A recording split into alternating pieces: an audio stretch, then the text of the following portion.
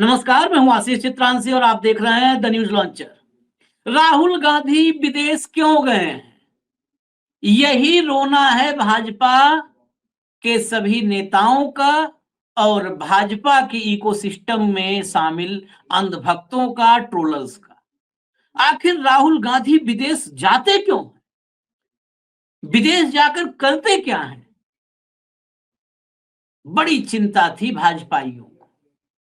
2 minute 56 second का एक ऐसा वीडियो आया है जिसने साहेब और साहेब के भक्तों को भयंकर सदमा दिया है। राहुल गांधी के मंच पर दुनिया के 117 दलों के टॉप लीडर्स खड़े होने जा रहे हैं। राहुल गांधी के साथ मंच पर, रिपीट कर दूं, राहुल गांधी के साथ मंच पर दुनिया के 117 देशों के टॉप लीडर खड़े होंगे। नरेंद्र मोदी के साथ 2 नेता खड़े हो जाते हैं तो डंका बजता है। राहुल के साथ, जिससे देश में मुलाकात करने से विदेशी राष्ट्राध्यक्षों को रोका जाता है, उस राहुल गांधी के साथ मंच पर 117 देशों के नेता। बहुत बड़ी खबर है और पूरा 2 मिनट 56 सेकंड का वीडियो है, वो भी हम आपको दिखाएंगे। लेकिन हेमंत जी को लाइए पहले और पूरी खबर ये डिटेल में हम आपसे चर्चा करेंगे इसकी। हेमंत भाई, स्वागत है। सबसे पहले आपको मैं वीडियो ही दिखा देता हूं, कोई भूमिका नहीं, सीधा वीडियो भैया प्ले कर दीजिए। प्ले करिए और सारे भक्त सुन लें राहुल गांधी विदेश में क्या कर रहे हैं। सुनिए। Mr. Rahul Gandhi has a stature across the globe. Now, if you are Prime Minister of a country like India, inevitably you have a reach across the globe. But somebody who has not been Prime Minister yet is leader of opposition, having that kind of outreach and demand itself is a very significant thing. And I think India should be using it to its own advantage rather than running down any such decision that's taken after great thought and consideration. Now, what is important at any given time is that Parliament is important, but it's equally important for Mr. Gandhi as indeed it is for the Prime Minister. But then there are international events that cannot be changed because of Indian Parliament, etc., beyond a certain point. So when a decision is finally taken after much thought that this is an important event and it should be an event that should not be missed, I think for somebody to then raise queries about it and questions about it is completely uncharitable, unkind, and I believe unreasonable. But be that as it may, we are looking at the positives of this visit to Germany. Mr. Gandhi is visiting Germany on the invitation of the Progressive Alliance, an important alliance of 117 progressive parties of the world, of which 30 are in power. He has been invited to the presidium of the Progressive Alliance, and I believe that his contribution there, as indeed it was at the Bharat Summit where the Progressive Alliance was delighted to meet with him, I think his contribution will be enormous. We are in an uncertain world. A new world order is emerging. We are not entirely comfortable with some of the directions of the new world order. And obviously there are many imponderables that need to be dealt with. Our relationship with Europe, Europe's relationship with the rest of the world, Europe's relationship within Ukraine, Russia. All these things matter enormously. And of course, our relationship with Europe means not only relationship between political parties, but it also means about relationship with the cutting edge industry in Europe, etc. And there, of course, Rahulji will have a chance to meet with many of the heads of industry. And what he will bring back for India is something that India cannot overlook. India needs as much participation of investment from the world, including from Europe, as possible. And I think that will be a major contribution that Mr. Gandhi will make. पूरा video अंग्रेजी में था। ये शायद शशि थरूर को समझना चाहिए। मुझे लगता है सलमान खुर्शीद ने जो है पूरा वीडियो शशि थरूर को समर्पित किया है। लेकिन इसका पूरा हिंदी अनुवाद, पहले तो कोई एनालिसिस नहीं, पूरा हिंदी अनुवाद मैं चाहता हूं पूरे 2 मिनट 56 सेकंड का आप दर्शकों को बताएं, ताकि राहुल गांधी विदेश में जो देश के खिलाफ साजिशें रच रहे हैं उसका खुलासा हम लोग कर पाए। आशीष भाई नमस्कार, आपको सारे दर्शक साथियों को भी। देखिए, जो इन्होंने कहा है वो कांग्रेस पार्टी के हिसाब से कहा है। मैं इसको एक जर्नलिस्ट के नाते पूरे को डिटेल कर दूं, पूरे विवरण के साथ, ताकि बार बार चीजें रिपीट ना हो। राहुल गांधी, जैसे आपको पता है, 16 तारीख से पहुंच गए हैं वहां पर जर्मनी में, और 20 तारीख तक वहां रहेंगे। तो वहां पर जो अब तक जो पब्लिक डोमेन में था, हम ये कार्यक्रम क्यों लेकर के आए ये भी मैं स्पष्ट करूं। अभी तक पब्लिक डोमेन में ये था कि राहुल गांधी वहां पर जर्मनी के अंदर बेसिकली क्या है कि इंडियन डायस्पोरा, जो भारतीय लोग वहां रहते हैं, उन वहां पे मीटिंग, वहां पे उसके अलावा जो जर्मन लॉ मेकर्स हैं उनके साथ, गवर्नमेंट ऑफिशियल्स और इंडियन ओवरसीज कांग्रेस की इवेंट के अंदर, जो पूरे यूरोप की है, उसमें जाएंगे और एनआरआई इश्यूज डिस्कस करेंगे, कांग्रेस पार्टी की मजबूती की बात करेंगे, विचारधारा की आउटरीच बढ़ाने की बात करेंगे। लेकिन इन्होंने जो नहीं बताया सलमान खुर्शीद ने, मुझे लगा दर्शकों को वो सारी बात हमें बतानी चाहिए। 117 पॉलिटिकल पार्टी दुनिया की, जिनमें से 30 पार्टियां ऑलरेडी 30 देशों में सत्ता में है, उनका एक अलायंस है, प्रोग्रेसिव अलायंस। वो उसकी ये मीटिंग है यहां पर जर्मनी के अंदर, और इसका आयोजन किया है जर्मनी के FES ने। जो इन्होंने नहीं बताया सलमान खुर्शीद ने, मैं वो बता रहा हूं पूरे कार्यक्रम को। FES का मतलब है फ्रेडरिक एबर्ट फाउंडेशन, ये जर्मनी की है, और एक ये जर्मन राजनीतिक पार्टी की फाउंडेशन है, जो जर्मन की सोशल डेमोक्रेटिक पार्टी SDP जिसको बोलते हैं। जैसे आपको देखे ना, जो कांग्रेस पार्टी इंडिया की है, उसके साथ राहुल गांधी राजीव गांधी फाउंडेशन है, इंदिरा गांधी फाउंडेशन है। वैसे ही जो जर्मनी की सोशल डेमोक्रेटिक पार्टी है, SDP बोलते हैं, उसने इस कार्यक्रम को आयोजित किया है। और दुनिया की 117 पॉलिटिकल पार्टी, जिनमें से 30 पार्टियां अलग अलग देशों में सत्ता में, उनका ये सम्मेलन है, और इसका नाम दिया गया है progressive alliance, alliance of world political parties. ठीक। और इसका जो अध्यक्ष मंडल है, प्रेसिडियम बोलते हैं उसको, अध्यक्ष मंडल में राहुल गांधी को शामिल किया गया है। वो इसकी कॉन्क्लेव में भी भाग लेंगे। ये बहुत बड़ी चीज है। इसमें ना केवल इन 117 दलों के प्रतिनिधिमंडल के साथ इंटरेक्शन का मौका मिलेगा, बल्कि वहां के जो बिजनेस डेलीगेशंस हैं, उनके साथ अलग अलग बिजनेस के पॉसिबिलिटीज के ऊपर, इंडिया में इन्वेस्टमेंट के ऊपर अलग अलग सेशंस, उसमें राहुल गांधी की एक आउटरीच रहेगी इन वर्ल्ड लीडर्स के साथ भी, और पॉलिटिकल लीडर्स जो प्रोग्रेसिव, एक दो तरह की पार्टी है ना, एक तो ट्रंप की रिपब्लिकन पार्टी है, मोदी की भारतीय जनता पार्टी है, इटली की जो मेलोनी है उनकी एक कट्टरवादी पार्टी है। तो एक इस तरह के दल हैं। दूसरे ये वो दल हैं जो प्रोग्रेसिव दल हैं, जो सेक्युलर उसके हिसाब से पूरी दुनिया को एक पर्टिकुलर उससे देखते हैं, खासतौर पर आज के परिदृश्य में, जबकि विश्व और वर्ल्ड ऑर्डर बहुत तेजी से बदल रहा है। जिस तरीके से ट्रंप की थानेदारी और वो सब, किसी से दोस्ती किसी से शत्रुता, वो वाले भाव। तो ये एक बहुत बड़ा इवेंट है, और जर्मनी की जो सोशल डेमोक्रेटिक पार्टी, उसने इसका आयोजन किया है। तो इसमें तमाम पूरी दुनिया की जो मौजूदा हालात है, खासतौर पे particular focus on Europe and it's allies, और ओवरऑल जो दुनिया किस दिशा में जा रही है, उन सारे इंटरनेशनल इश्यूज के ऊपर बहुत एक गंभीर मंथन होने वाला है। तो जो अभी तक की जो बात थी कि Indian overseas Congress German official से मिलना है, ये करना लॉ मेकर से, उससे ये हटकर के बात है। इसलिए हमने इस पे सारा काम करके मुझे लगा कि इसको तत्काल दर्शकों के साथ शेयर किया जाना चाहिए। ये पूरे का पूरा कार्यक्रम है। और राहुल गांधी चूंकि अध्यक्ष मंडल में है, तो ऑब्वियसली वो डेलीगेट उसकी अध्यक्षता भी करेंगे, और वो अपनी पूरी खोल करके बातचीत, इंटरेक्शन जो भी होता है, संवाद, उस पूरे पर उनको संवाद करने में वैसे भी कोई परेशानी, अंग्रेजी में तो ज्यादा आसानी है उनको, हिंदी में थोड़ी बहुत फिर भी कोई छोटा मोटा रहता है, अंग्रेजी में तो इज क्वाइट फ्लुएंट। और वर्ल्ड लीडर्स के साथ उनकी किस तरह की इंटरेक्शन होती है, वो तमाम मौकों पे आप देख ही चुके हैं। बड़ा फ्री विलिंग तरीके से बात करते हैं, किस तरह की कोई समस्या है उस तरीके से। उनको ठाकालॉजी वगैरह करने की जरूरत नहीं है, हगलो मैसी और ठाका मैसी की वहां कोई स्कोप नहीं है। वो एक सीरियस बिजनेस है, और वो सीरियस काम के लिए ही है। फोटो सेशन वगैरह की कोई गुंजाइश नहीं।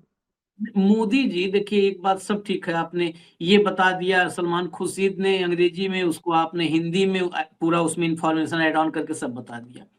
लेकिन मोदी जी के रहते ये सब करना देशद्रोह नहीं होगा? मैं इस बात को क्लियर करना चाहता हूं कि यही चलता है यहाँ पर, इस देश में ही चलता है। जब मोदी जी सब कुछ कर रहे हैं, बड़ा क्लियर सुनिए, मोदी जी सब कर रहे हैं, इन्वेस्टमेंट देश में ला रहे हैं, देश को विश्व गुरु बना रहे हैं, विकसित भारत बना रहे हैं, तो उसमें ये क्यों बीच में कूद रहे हैं? ये कहीं साजिश तो नहीं रच रहे हैं जो है विदेशी शक्तियों के साथ मिल करके? नहीं आशीष भाई, देखिए इस देश के अंदर 1947 से लेकर के आज तक सत्तारूढ़ पार्टी का एक भूमिका है, विपक्षी दलों की दूसरी भूमिका है। ठीक। और ये दोनों एक दूसरे के पूरक होते हैं। ये इंडियन पॉलिटिक्स इंडिया के अंदर जब है तो वो निश्चित तौर पर पॉलिटिकल कंपिटिटर है, आपस में प्रतिस्पर्धा है, लेकिन वो शत्रु कभी नहीं हुए 2014 से पहले। ये प्रतिस्पर्धा को शत्रुता में बदलने का पूरा श्रेय आपके जो नॉन बायोलॉजिकल है उनको जाता है। इससे पहले आप देखिए कितने आपको इतिहास में उदाहरण मिलते हैं कि राजीव गांधी ने किस तरीके से अटल बिहारी वाजपेयी को उपचार के बहाने कैसे न्यूयॉर्क भेजा, और उन्होंने कहा कि मेरा जो बचा हुआ जीवन है वो राजीव गांधी की देन। ठीक। विदेशी राष्ट्राध्यक्षों के साथ सुषमा स्वराज, लाल कृष्ण आडवाणी डेलीगेशन जाना, उनके अंदर अपोजिशन के लोगों का लीड करना, ये कोई नई बात नहीं है। ये जो शत्रुता भाव है कि कांग्रेस पार्टी के डेलीगेशन भी मोदी तय करते हैं। आपने भी देखा ना ऑपरेशन सिंदूर की महान कूटनीतिक सफलता के बाद, क्योंकि मोदी जी को बड़ी जबरदस्त कूटनीतिक सफलता मिली, पूरी दुनिया में जय जयकार होगी ऑपरेशन सिंदूर के बाद, देखा था ना आपने। तो उसके बाद तमाम पॉलिटिकल पार्टियों के ऑल पार्टी डेलीगेशन भेजे गए। तो उस समय ये पहली बार ये हुआ कि पहले पार्टी अध्यक्ष ने नाम मांगे कि आपकी तरफ से किस किसको भेजना चाहेंगे, और जो उन्होंने नाम दिए खड़गे साहब ने, उससे इतर लोगों को भेजा। ये मोदी जी कर सकते हैं, कोई और नहीं। लेकिन जो ये जो है जो प्रोग्रेसिव अलायंस है, इसमें प्रोग्रेसिव पॉलिटिकल पार्टियां हैं, वहां वो हिंदू मुस्लिम नहीं करते वो लोग। उनका पूरा ये एकेडमिक एक्सरसाइज होती है, सारी की सारी ब्रेन स्टॉर्मिंग होती है यहाँ पे कि दुनिया के सामने कौन से इश्यूज हैं, कौन सी नई चुनौतियां हैं, जो वर्ल्ड ऑर्डर में चेंज आ रहा है उसके लिए कौन से फैक्टर्स जिम्मेदार हैं, दुनिया को कट्टरवाद से बचाने की क्या दिशा हो, फ्यूडलिज्म जिसको आप, और वो तमाम तरह की जो चीजें, सेक्युलरिज्म को कैसे आगे बढ़ाया जाए, कम्युनलिज्म से जो कैसे बचा जाए, जो हेट स्पीच और ये जो ट्रंप करे ना वहां पे जो रेशियल सारी चीजें, उनसे बचने का भी तमाम। तो ये सारी चीजें बेसिकली रहती है। तो मोदी जी और उनके भक्तों को ये पसंद नहीं आएगा, क्योंकि उनको तो नमस्ते ट्रंप, हाउडी मोदी, हाथों में हाथ ठहाके, अब की बार ट्रंप सरकार, वो राहुल गांधी नहीं कर सकते हैं, वो उनके डीएनए में भी नहीं है। वो बेसिकली प्रधान, जैसा इन्होंने कहा ना ओपनिंग में, एक बात नोट की होगी, सलमान खुर्शीद ने कहा है कि पॉलिटिकल एंगेजमेंट एक चीज होती है और बाहर की एंगेजमेंट्स कई बार ऐसी होती है जो इंडिया की पार्लियामेंट से ज्यादा आपके कंट्रोल में नहीं होती, वो प्रीफिक्स्ड होती है। अब अगर कोई सोशल डेमोक्रेटिक पार्टी जर्मनी की कोई इवेंट फिक्स कर रही है तो उसमें तो राहुल गांधी का तो रोल है नहीं, उसमें तो कंकरेंसी मांगी जाती है, और वो चीजें कई महीनों से चल रही होती है, ओवरनाइट नहीं होती। तो बेसिकली बीजेपी को और तो कुछ मिला नहीं था। उन्होंने क्या कहा कि संसद का सत्र छोड़ के लीडर ऑफ पर्यटन है, लीडर ऑफ ऑपोजिशन नहीं, एलओपी का लीडर ऑफ पर्यटन बनाया, विद्वान लोग ही कर सकते हैं। अब मोदी जी जब गए हुए सेशन के दौरान तब कोई नहीं, वो विषय में डंका बजा रहे हैं। तो वो एक देखने का नजरिया आशीष भाई, ये सीरियस डिस्कशन इसलिए है कि पहली बार एक लंबे समय के बाद देश का कोई नेता एक क्रिएटिव साइड पे जा रहा है। मोदी जी तो डंका ही बजाते घूमते, कहीं कोई सीरियस बात करते देखा आपने कभी? वो किसी से जो शुरुआत के 4-2 मिनट का जो एक आपस का संवाद होता है, उसके लिए भी ट्रांसलेटर की जरूरत पड़ती है। आपने तमाम बार देखा उनको ये बताने के लिए भी कि मैं कल शाम को आ गया था, ट्रांसलेटर बैठा हुआ था वहां पर, ध्यान होगा ना आपको, ये सारी वो वीडियोस याद रखा कीजिए। दूसरा ये है कि प्रोग्रेसिव अलायंस की मीटिंग है, 117 देशों की पॉलिटिकल पार्टी, तो एक बहुत बड़ा प्लेटफॉर्म, बहुत बड़ा इंटरेस्टिंग प्लेटफॉर्म, और उसके प्रेसिडियम में होना राहुल गांधी के लिए नहीं, पूरे देश के लिए सम्मान की बात है। राहुल गांधी कोई देश से बाहर नहीं है, देश से ऊपर नहीं। देश 2014 में जरूर आजाद हुआ है, लेकिन यहां पर विपक्ष की भूमिका 1947 से चलती आई है, उसको बाकायदा रिकग्नाइज किया गया है। ये जो नफरत का है ना कि विपक्ष मुक्त भारत, कांग्रेस मुक्त भारत, ये मोदी के स्लोगन से, ये डेमोक्रेसी के स्लोगन नहीं हुआ करते। विपक्ष जो लोकतंत्र है उसमें जितना रोल सत्ता पक्ष का है उतना ही रोल विपक्ष का भी होता है। इस बात को कोई याद रखना चाहिए, चाहे भाजपा हो, चाहे मोदी हो, चाहे उनके अंधभक्त हो, चाहे कोई और हो। देखिए, अगर अगर देश के लोग समझें तो वाकई सम्मान की बात है कि दुनिया भर के टॉप लीडर्स 117 दल, अलग अलग देशों में कहीं 2 दल हैं, कहीं 4 दल हैं, सबके नेता और सबके डेलीगेशन में अध्यक्षता करने की भूमिका होगी राहुल गांधी की। लेकिन जब आपने मुद्दों की बात कही, आखिरी सवाल है, जब आपने कहा मुद्दों की बात, और मुद्दे होंगे कि ट्रंप के अतिवादी फैसलों को कैसे रोका जाए, तो ट्रंप वहां पर जब ये बात होगी और वहीं पर कोई कह देगा कि आपके यहाँ मोदी जी को कैसे रोका जाए, हेट स्पीच कैसे रोकी जाए आपके यहाँ, आपके यहाँ सांप्रदायिकता कैसी रोकी जाए, आपके यहाँ धर्मनिरपेक्षता को कैसे बचाया जाए, आपके यहाँ फेडरल स्ट्रक्चर को कैसे बचाया जाए, आपके यहाँ डेमोक्रेसी को कैसे बचाया जाए, आपके यहाँ कॉन्स्टिट्यूशन को कैसे बचाया जाए, तो क्या होगा? फिर तो जो है राष्ट्रद्रोह हो जाएगा।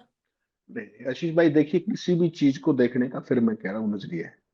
ओवरऑल पूरे वर्ल्ड के अंदर जिस तरीके से डेमोक्रेटिक फोर्सेस लगातार कमजोर होती, आप कहिए अमेरिका को कहने को डेमोक्रेसी है, आपको लगता है कि ट्रंप डेमोक्रेट आदमी है?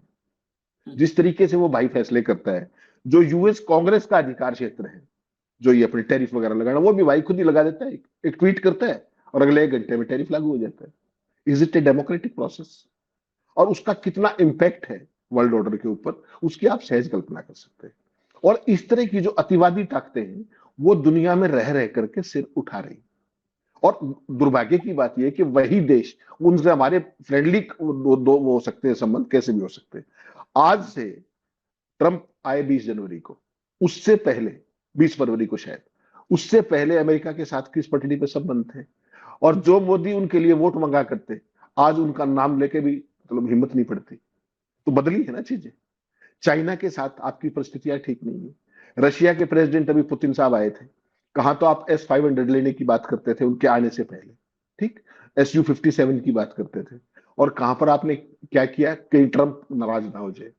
तो भारत ने ये कभी चीजें देखी नहीं, भारत ने जो करना था किया। 1970 में इंदिरा गांधी 71 में नहीं डरी अमेरिका से, आज 2025 में अमेरिका का नाम लेने से बचते हुए आप। अमेरिका 63 बार ये कहता है कि हमने भारत और पाकिस्तान का ऑपरेशन सिंदूर हमने रुकवाया, टैरिफ की धमकी दे करके, और भारत सरकार क्यों नहीं करती? एक ही बार तो मजबूती से जवाब देना होता है ना। चाइना के साथ जिस तरह के आपके संबंध है, आपकी चूनी निकलती, दुनिया में आप डंका बजाते फिरते हैं, तो वो सारी चीजें अपनी जगह। लेकिन राहुल गांधी का मैं कहता हूं, अगर मान लीजिए आज बीजेपी अपोजिशन में होती, तो बीजेपी का लीडर जाता तो भी मेरे यही शब्द होते। उसमें इंटरनेशनल इश्यूज के मामले में कभी भी ये नहीं हो सकता कि कौन क्या है। देश का नाम आगे बढ़ रहा है, देश के लीडरशिप को रिकग्निशन मिल रही है, बहुत अच्छी बात है, क्यों नहीं मिलनी चाहिए। और यही बात उन्होंने कही अभी सलमान खुर्शीद ने, कि मोदी प्रधानमंत्री हैं, राहुल गांधी प्रधानमंत्री नहीं बने। ये बात let's be very clear about it. तो अपोजिशन की भी एक अपनी भूमिका है, उसमें डेमोक्रेटिक फोर्सेस कैसे वीक हो रही, कैसे उनको स्ट्रेंथन किया जाए, ये सब बातचीत होगी, स्वाभाविक है। इसमें किसी को मिर्च लगे तो लगे। भारत तो लोकतंत्र की जननी है, आपने उस लोकतंत्र की जननी का क्या हाल किया है, उससे पहले भारत था ही नहीं 2014 से पहले। इस तरह का अतिवादी रवैया इस देश में, इस दुनिया में किसका है? केवल ट्रंप को छोड़ के और तो कोई है नहीं। मेक अमेरिका ग्रेट अगेन, पहले अमेरिका कुछ था ही नहीं। ये भारत को विकसित भारत बनाने पे तुले हुए, कि उसके लिए महात्मा गांधी का नाम हटाना पड़ जाए। तो आशीष भाई, जो अतिवादी ताकतें होती है ना, बेसिकली क्या है कि एक चीज समझिए, जब आपके अंदर कभी भी आवाज सिक्कों की आती है, शोर सिक्कों का आएगा। नोट का कभी शोर नहीं होता, नोट आप कितने कई करोड़ गिन लीजिए, शोर नहीं होगा, सिक्कों के खनकने की आवाज आती है। तो जो हल्के लोग हैं वो इस तरह का शोर शराबा करते हैं। ये सीरियस इशू है, इस सीरियसनेस के ऊपर भक्त कुछ भी करते रहे, हमें क्या लेना देना है। लेकिन ओवरऑल अगर आप देखेंगे, शोर कौन मचाते हैं? दर्शक। ये इवेंट भी कल है और आज इस बात का पता लग रहा है शाम को। उससे पहले अगर मोदी होते, सोचिए आप, तो इसकी खबरों का क्या शीर्षक होता है आपके इसमें मीडिया में? 117 देशों में दहाड़ेंगे मोदी, 117 राजनीतिक दलों को राह दिखाएंगे, ये चल रहा होता था। ये खबर भी कि 117 पार्टी आ रही है वहां पर, इस तरह का फंक्शन है, ये भी इवेंट से 24 घंटे पहले आ रही है। ये सोचिए, अगर मोदी को 117 पॉलिटिकल पार्टी के फंक्शन में जाना हो, तो अब तक पिछले 5 दिन में आपको लगता है कि इस देश में कुछ और हो रहा होता? संसद की कार्रवाई का जिक्र भी होता है कहीं। ये फर्क है। ये खिलाड़ी जो है, खिलाड़ी शोर नहीं किया करते, दर्शक शोर करते हैं।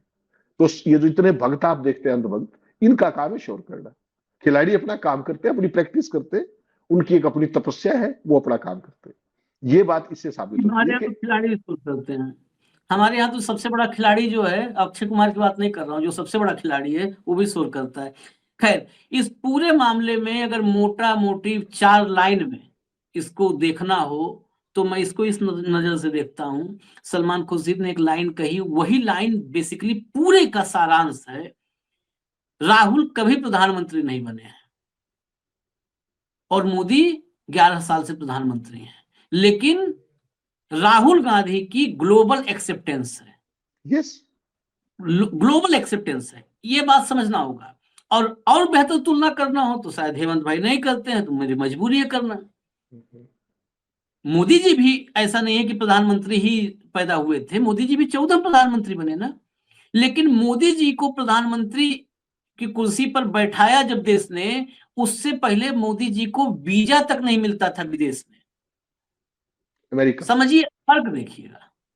इस पर मैं सीधा फर्क पे आ रहा हूं, जो हेमंत भाई ने बहुत सारा वो किया, मैं डायरेक्ट वाले मामले में। मोदी के का जो है एक्सेप्टेंस, ग्लोबल एक्सेप्टेंस आपको अगर देखना है तो 2014 के पहले मोदी जी को कौन से देश में एक्सेप्ट किया जाता था, कौन से ग्लोबल लीडर्स या ग्लोबल पॉलिटिक्स में कौन, अब ग्लोबल विलेज है ये दुनिया, सब एक दूसरे के को वैचारिक रूप से जानते हैं। हर नेता, अगर आप जाएंगे लीडरशिप में बड़े हर अलग अलग देशों में, तो आप नेता का नाम लो और आप एआई पे चले जाओ, उस नेता की का जो है वैचारिक पृष्ठभूमि सब आपके सामने आ जाएगी कि किस वैचारिक पृष्ठभूमि का है, वो डेमोक्रेटिक वैल्यूज वाला है या डिक्टेटर टाइप का है, सब कुछ सामने आ जाएगा। तो दुनिया एक ग्लोबल विलेज है, सब नेता एक दूसरे को जान रहे हैं, और जब सब नेता एक दूसरे को जान रहे हैं तो उसमें एक ऐसे नेता का एक्सेप्टेंस उन सबके बीच है जो अब तक प्रधानमंत्री छोड़ दीजिए, लीडर ऑफ अपोजिशन के रूप में उसको कैबिनेट मंत्री का दर्जा है, लेकिन आज तक उसने मंत्री पद की शपथ नहीं ली है भारत में। प्रधानमंत्री दूर की बात है, प्रधानमंत्री छोड़ दीजिए, मंत्री की शपथ नहीं ली है जिसने, उसकी एक्सेप्टेंस इतनी है। और हमारे जो प्रधानमंत्री हैं, जब ये प्रधानमंत्री नहीं थे, ये भी तुलना जरूरी है ना, ये प्रधानमंत्री नहीं थे तब तो इनको वीजा नहीं मिलता था, अमेरिका ने वीजा नहीं दिया था भाई आने के लिए, वो एक्सेप्टेंस था। अब इन दोनों से निष्कर्ष क्या निकलता है, हम लोग पढ़ाई में निकालते थे ना कि इसका निष्कर्ष क्या निकलता है, तो आखिर में निष्कर्ष में लिख दूं। निष्कर्ष ये है कि नरेंद्र मोदी का जो डंका यहां पर मीडिया बजाती है, वो सिर्फ इसलिए बजता है क्योंकि 140 करोड़ के देश के प्रधानमंत्री हैं, बस। व्यक्तित्व का स्वागत राहुल गांधी का हो रहा है, जो बर्लिन में से खबरें हैं, जिसके पास कुछ नहीं है, न लेने को कुछ है न देने को कुछ है, वो अध्यक्ष बनेगा। 117 देशों के नेता डेलीगेशन उसके साथ चर्चा करेंगे, और जिसके पास 140 करोड़ लोगों के जेब का माल खाली कर विदेश में खाली करने की क्षमता है, उसको तो लोग कार में बिठाएंगे, उसमें कौन सा आश्चर्य है। कुल मिला के यही निष्कर्ष है। इजाजत दीजिए हमें। हाँ हेमंत भाई बोलिए, आप कुछ बोलना चाहते हैं। आशीष भाई, एक चीज वैल्यू एडिशन और करना पड़ेगा चलते चलते, माफ कीजिएगा। आज प्रधानमंत्री जी जॉर्डन से निकले। हाँ। आज पूरी सोशल मीडिया और अंधभक्तों को देखिए वो क्या लिख रहे हैं। मैं एक सेंटेंस बता रहा हूं जो आपको, जो वहां के क्राउन प्रिंस है जॉर्डन के, वो प्रोटोकॉल तोड़ करके प्रधानमंत्री को सी ऑफ करने एयरपोर्ट पर आए। और वो कौन है, इस पे फोकस देखिएगा। वो जो प्रोफेट मोहम्मद थे, प्रोफेट मोहम्मद, उनके वंशज है 42वीं पीढ़ी के। ये वहां से बता रहे, अंधभक्त यहां उसको रिट्वीट कर रहे हैं, ठीक। और यहाँ पे कपड़े देख करके पहचानते हो आप, ज्यादा बच्चों वाले, आपकी गाय चुरा लेंगे, आपका मंगलसूत्र छीन के उनको दे देंगे। जब वहां पे जॉर्डन के अंदर गए तो बताया जा रहा है कि प्रॉफिट मोहम्मद के 42 में वंशज है, ठीक। जब गल्फ में जाते हैं, मिडिल ईस्ट में जाते हैं, तो उन्हीं शेखों की झपकियां पा रहे होते हैं। और यहाँ क्या कह रहे होते हैं, मोदी जी का जो अंधभक्त का पूरा इकोसिस्टम है, माफ कीजिएगा, वो ये है। धर्म, जात, किसी कास्ट, क्रीड, रिलीजन, ये डिप्लोमेसी का, कभी पॉलिटिक्स का हिस्सा नहीं होना चाहिए। आपका कद, आपकी व्यक्तित्व, आपकी संवाद शैली उन चीजों से तय होता है, आपके अहंकार, पोजीशनिंग और मार्केटिंग से नहीं हुआ करता। ये हमेशा ध्यान रखना चाहिए, चाहे कोई लीडर हो, चाहे वो राहुल गांधी हो, चाहे नरेंद्र मोदी। चलिए, आपने की इनपुट और दे करके मुझे 1 मिनट और बोलने के लिए मजबूर कर दिया। जैसे हमारे यहाँ नारा लगाते हैं भाजपाई, बच्चा बच्चा राम का, तो वैसे ही अगर हिंदुओं में बच्चा बच्चा राम का है, तो मुसलमानों में बच्चा बच्चा अल्लाह का है, पैगंबर का है। तो फिर जॉर्डन वाला अल्लाह का बच्चा आपको प्यारा है, और भारत वाले अल्लाह के बच्चे कपड़ा देखोगे, बस यही कहना था। बिल्कुल बिल्कुल। तो वह भी जो जॉर्डन में मिला, ओमान में मिलेगा, सब अल्लाह के बच्चे हैं, सब खुदा के बच्चे हैं, खुदा की औलादे हैं। तो खुदा की औलादे वहां वाली प्यारी हैं, और जो अपने मुल्क, अपनी मिट्टी, अपने खून के साथी हैं, वो उनका कपड़ा देखोगे, उनके खून का रंग और खून गाढ़ा और पतला देखोगे, यही तो देखना है। इसी को कहते हैं, अंत में फिर बता दूं, अंग्रेजी में नहीं फिर हिंदी में, दोगलापन। अंग्रेजी वाला तो हेमंत भाई कहते हैं हिपोक्रेसी, हम तो हिंदी जानते हैं दोगलापन, इसी को कहते हैं दोगलापन। इजाजत दीजिए हमें। धन्यवाद हेमंत भाई, बहुत बहुत धन्यवाद। नमस्कार।